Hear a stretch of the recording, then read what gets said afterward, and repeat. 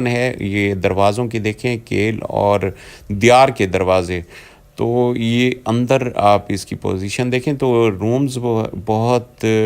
open rooms ہیں، ventilation کا ہر طرف سے انتظام کیا گیا ہے، اور یہ رومز تو ٹوٹل اس میں اگر روم دیکھے جائیں تو یہ تقریباً 10 بیڈ اور ڈرائنگ روم اور ہر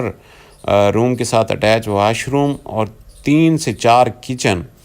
اگر اس میں 4 فیملیز بھی رہنا چاہیں تو 4 فیملیز، اگر کوئی دوست رینٹ آؤٹ کرنا چاہے تو اس کا رینٹ جو ہے تقریباً